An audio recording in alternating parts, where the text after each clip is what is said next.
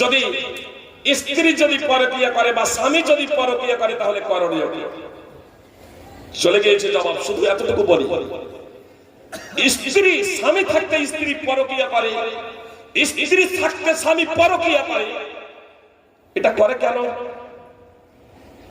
কেন করে? মানুষ বিড়ি খাচ্ছে, দিব্যিও বিড়ি টানছে, মুখে সিগারেট টানছে, আর তারপরে যখন একজন পরিচিত মাওলানাকে দেখেছে, যেমন তেমন মাওলানা, পরিচিত মাওলানাকে যেমনই দেখেছে তখন বিড়িটা হাতটা নিচে করে দিয়ে চুপ করে ফেলে দিয়েছে। কেন বলেন তো? তাহলে বিড়ি টানছিল ভালো যদি হয়, বিড়িটা যদি ভালো হয়, তাহলে একজন পরিচিত মাওলানাকে দেখে চুপ করে আবার বিড়িটা পায়ের নিচে দিয়ে চাপা দেয় কেন?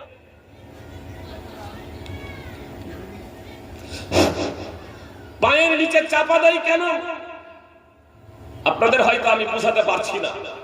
বিড়িটা যদি ভালো হয়, পছন্দনীয় হয়, তাহলে ও বিড়ি দিব্যি খাচ্ছিল, একজন পরিচিত মাওলানাকে দেখে ওই বিড়িটা নিচে ফেলে দিয়ে পায়ের তলা দিয়ে চাপা দেয় কেন?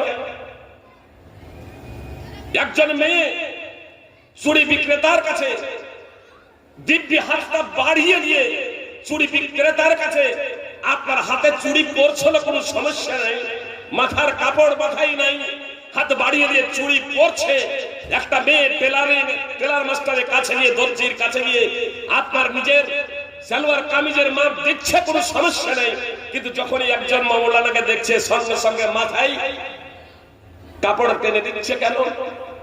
এ মাওলানাকে তো চেনে, এ মাওলানাকে তো বুঝে, ওর অন্তরে লাজ লজ্জা বলে কিছু জিনিস একটা আছে, লাজ লজ্জা বলে কোন জিনিস আছে, যে কারণে ও মাওলানাকে দেখে মাথায় কাপড় দিচ্ছে, আপনার বিড়িটাকে ফেলে দিচ্ছে। ওর অন্তরে যদি আল্লাহ সম্পর্কে সঠিক ধারণা থাকতো, তাহলে সেই ব্যক্তি বা সেই মেয়ে কি আপনার পাপাচারে নিমজ্জিত হতে পারত? কখনো না। দৃষ্টান্ত আপনাদের সামনে পেশ করি। আব্দুল্লাহ বিন হুযাফা রাদিয়াল্লাহু তাআলা আনহু, এই আব্দুল্লাহ বিন হুযাফা রাদিয়াল্লাহু তাআলা আনহু সহ বেশ কিছু সাহাবী ওমর রাদিয়াল্লাহু তাআলা আনহুর খেলাফতে কাইসারের রোমের সৈন্য দ্বারা বন্দী হয়েছিলেন। আব্দুল্লাহ বিন হুযাফা এবং তার সঙ্গী সাথীদের জেলে বন্দী করে রাখা হলো। জেলের যারা প্রহরী ছিল তারা আব্দুল্লাহ বিন হুযাফা এবং মুসলিমদের আচার আচরণ, চাল চলন, ব্যবহারে এতটাই মুগ্ধ হলো যে আব্দুল্লাহ বিন হুযাফার রিপোর্ট আপনার কাইসারের রোমের নিকটে পৌঁছে দেওয়া হলো। আর কাইসারের রোম এ সংবাদ শোনার পরে এতটাই মোহিত এবং প্রভাবিত হয়ে গিয়েছিল তাদের আচরণে যে আব্দুল্লাহ বিন হুযাফাকে ডেকে আনিয়ে আব্দুল্লাহ বিন হুযাফাকে নিজের কাছে উপস্থিত করে আব্দুল্লাহ বিন হুযাফাকে প্রস্তাব দিয়েছিল, আপনি যদি খ্রিস্টান ধর্ম গ্রহণ করেন তাহলে আপনাকে এই রোমের অর্ধেকটা রাজত্ব দিয়ে দেব। রোমের বাদশা বলছে, রোম সম্রাট বলছে আব্দুল্লাহ বিন হুযাফা আস-সাহমি রাদিয়াল্লাহু তাআলা আনহুকে, আপনি যদি খ্রিস্টান ধর্ম গ্রহণ করেন, আপনি যদি ইসলামকে ছেড়ে দেন, তাহলে আপনাকে রোমের অর্ধেকটা রাজত্ব দিয়ে দেব। কোন বর্ণনায় আছে আমার মেয়ে রাজকুমারীর সাথে আপনার বিয়ে দিয়ে দেব। অনেক মানুষ দেখছেন না, সামান্য পার্থিব জিনিসের মোহে পড়ে ঈমান এবং ইসলামকে বিসর্জন দিতে দ্বিধাবোধ করে না।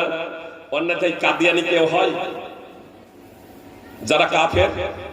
মির্জা গোলাম মোহাম্মদ কাদিয়ানি সে নিজেই ইংরেজদের দ্বারা প্রভাবিত হয়ে তাদের অর্থের কাছে নিজের ঈমানকে বিক্রি করে কখনো ইমাম মেহেদী, কখনো ঈসা, আর কখনো নবী বলে দাবি করে বসলো, যা স্পষ্ট কুফরি, ইসলাম এবং ঈমান বিধ্বংসকারী। কেউ যদি কাদিয়ানি হয়, মির্জা গোলাম মোহাম্মদ কাদিয়ানিকে কেউ যদি নবী বলে বিশ্বাস করে, সে মুসলমানই হবে না, মুসলমানই থাকবে না।